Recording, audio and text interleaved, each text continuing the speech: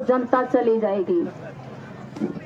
तो मैं इस जुल्मी हुकूमत और गोदी मीडिया को बताना चाहती हूँ कि तुम नेट के कनेक्शन काट सकते हो, लेकिन किसान के दिल की तरंगों को तुम नहीं काट सकते। ये किसान के दिल की तरंगे थी जो रातों रात मंदिरों में अनाउंसमेंट हुई कि हमारे नेता रो रहे हैं। गाजीपुर बॉर्डर पर, आज गाजीपुर बॉर्डर पर उनकी हिम्मत हुई है, कल टिकरी बॉर्डर पर होगी, कल सिंगू बॉर्डर पर होगी, तो हमारा आंदोलन विफल हो जाएगा। तो धन्यवाद करती हूँ मैं गोदी मीडिया का, जिन्होंने हमें दिखाया और हम जागे। अब जैसे हमें पता है कि दिल्ली में उस गोदी मीडिया ने सिर्फ झंडे पे फोकस किया कि झंडा फहराया ताकि जनता वहीं पे उलझी रह जाए, और धर्म के नाम पे लड़ाने वाले इन पाखंडी कह रहे हैं कि तुमने झंडे का अपमान किया है। अरे तुम क्या बताओगे हमें कि हमने झंडे का अपमान किया है? झंडे का अपमान तो तब होता है जब सीमा पर जवान रोता है और खेतों में किसान रोता है। और आज वो हकीकत है, सीमा पे जवान रो रहा है और खेतों में किसान रो रहा है। हमारी लड़ाई तीन काले कानूनों के साथ साथ गोदी मीडिया, भ्रष्टाचार फैलाने वाले, गलत जानकारी देने वाले और इस हुकूमत के साथ है। आज मोदी सरकार है, कल दूसरी सरकार आएगी, लेकिन मैं आपको बताना चाहती हूँ कि ये मोदी सरकार है ना, इनसे हमें खेती भी बचानी है और बेटी भी बचानी है, क्योंकि इन कुर्सी वाले रंडुओं के पास ना खेती है ना बेटी है।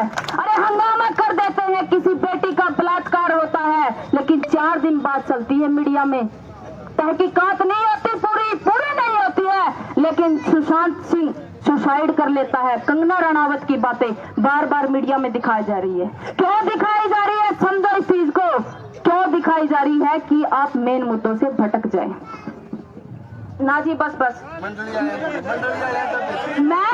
यहाँ पैसे के लिए नहीं, राजनीतिक भूख नहीं है, मेरे दिल में आग है। मैं अपने किसान के लिए बोल रही हूँ, मैं किसान की बेटी हूँ, मैं उस किसान की बेटी हूँ जो 14 साल का खेती करने लगे था और आज भी काले यार्ड हो रहे हैं। ये दर्द है मेरा पीछे। अगर मैं आपका धन्यवाद करूँ, मैं पैसा नहीं दूँ, मैं पैसा नहीं दूँ। दे दिए। मैं कुछ लाइनें सुनाना चाहती हूँ आपको, जैसे कि एक शायर ने कहा है, अपने चेहरे से जो जाहिर है, अपने चेहरे से जो जाहिर है, उसको छुपाऊं कैसे? तेरी मर्जी के मुताबिक नजर आऊं कैसे?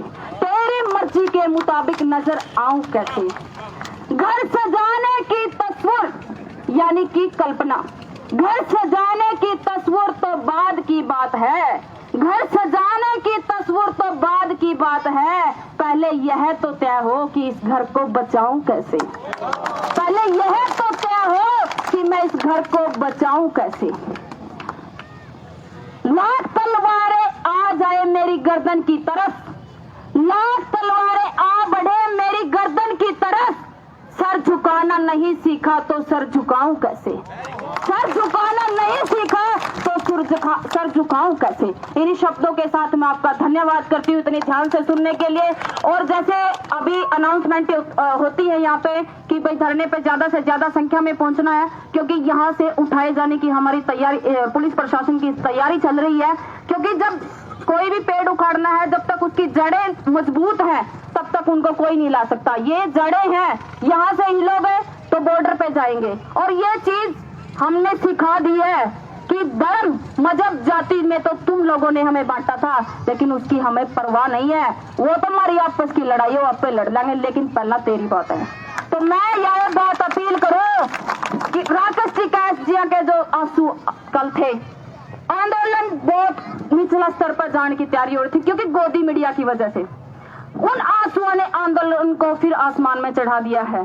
तो हमें ध्यान रखना है, विशेष तौर पर युवा साथियों को ध्यान रखना है कि कोई भी ऐसी हिंसक घटना ना हो कि वो उसका हमारे आंदोलन पर असर हो। क्योंकि गोदी मीडिया की अफसराएं तो इन्हीं मौकों के तलाश में रहती है कि छोटा सा मौका मिले और कब आंदोलन को खराब करे। तो हाथ जोड़ के आपसे विनम्र प्रार्थना है कि ध्यान रखें, विशेष करके हमारे जो बुजुर्गों के साथ रहे, जो हमें आदेश देते हैं उनको मानना है, उनके साथ चलना है। और जन जन का ये आंदोलन है, पूरा देश का आंदोलन है। और मैं आपका धन्यवाद करती हूँ मेरी बातों को ध्यान से सुनने के लिए।